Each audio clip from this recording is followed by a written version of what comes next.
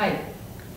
Well, I'm a physicist by education, and in physics we have a tendency to overuse thought experiments. So let me start with one. I want you to imagine that you are driving a car on a tough, snowy day, but it's a strange car. Instead of a windshield, all you have is a huge rear view mirror. So you need to look back at what's happening behind you and drive your car. So you see someone crash on the left side and you think probably it's a good idea to keep on the right lane. You see the road bend in one direction in your rear view mirror and you think probably you need to take a right turn. Now it might appear that this is a strange sort of a car, but if you think about it, isn't it how we drive our lives? We don't know what's coming up ahead. We only look back at what has happened in the past and we try to extrapolate about what might be up ahead. And that is where education plays an important role, because it helps us increase the accuracy of these extrapolations that we make about what lies ahead. And when education is failing, we, over a period of time, tend to tell ourselves, well, probably it's safer for me to stay where I am than try and drive ahead.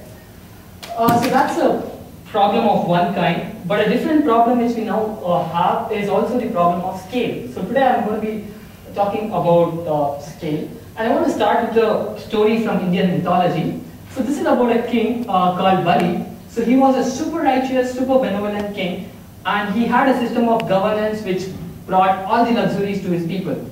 And then he thought, maybe I need to take this and spread it all over the world. So he set out to conquer the whole earth, which he did, and he came back, and before he could extend his system of governance to the whole world, he thought of having a small celebratory ritual. And in this ritual, one of the many millions of Indian gods came down as a young boy, which you see there on the left side, and a lot of magical stuff happens, and in the end, the god decides to punish the king and banish him to the underworld.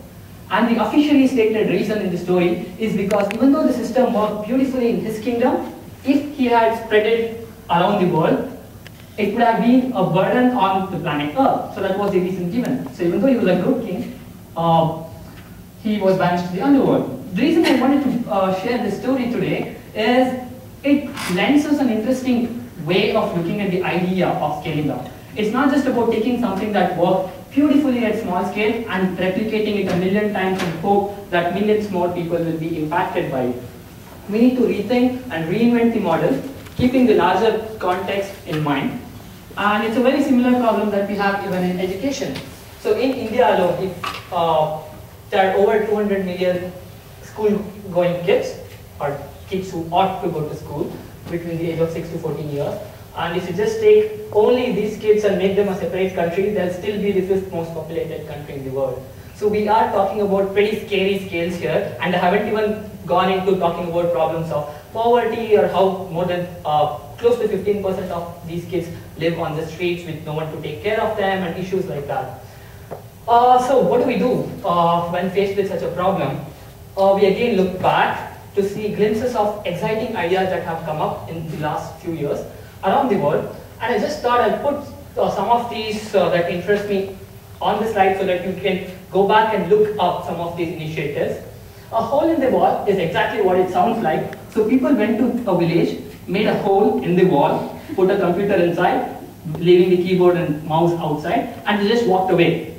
The kids came, explored, they started seeing what is it, and over a period of few months, all by themselves, they taught themselves several concepts. Some kids even used to learn how to use HTML to design web pages, which I think is quite amazing. So that's hole in the wall. And Agastya is another initiative where they took science lab, put it inside a huge mobile van, and the mobile van goes to different villages. And every day in the week where the science lab comes to school, the attendance in the class shoots up. And most other days, students hardly bother coming to the classroom. Dream a Dream is another organization which runs on a volunteer model where volunteers teach life skills and mainstream education to street kids and underprivileged kids. And these guys, when we analyzed their model, we figured out that they have a really neat model which ensures that the volunteer model works, because they have a very strong network, very large network of volunteers who are in charge of teaching these kids. And without any monetary incentive, these volunteers have been able to touch the lives of a lot of kids. So it's proved that there are enough people willing to contribute, willing to teach the kids, provided things were made easy, and you did not ask them to be a subject matter expert before you go and teach them. And Hot Meals at School is a funny episode in the government of Karnataka. So the government said, in the existing public schools, we offer hot meals in the afternoon to students. And they ran a small pilot. And believe it or not, the attendance again shot up, not twice, not thrice, by 100-fold. Everything else was same, we just serve hot meals in school. Yeah, the last one which I mentioned there, Khan Academy, how many of you are familiar with that? Awesome, and the ones who are not, that's the first thing you have to go look up once you're back. It's by this person called Sal Khan, who has put up over 2,000 amazingly clear and enjoyable videos.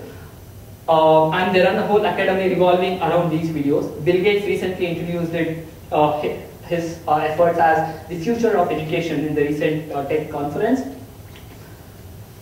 And the Harvard case method of instruction, which essentially says instead of teaching kids, we put them in a classroom, we bring a realistic case together, and they all start analyzing the case, role-playing, and figuring out things for themselves in the context of a realistic case. So we looked at some of these ideas, and we distilled our learnings into 6 principles that we found were important. The first one is kids prefer to have a greater control. Can I fast forward if I already know it? Can I go back? And can I go in the morning if I'm feeling bored? Or can I go later on? So all sorts of flexibilities. And bringing the school to kids, like how they put a hole in the wall, or the project called Millie, where they gave educational games which work on mobile phone to a bunch of kids to teach them math and English, or even the Khan Academy, which brings the school to kids.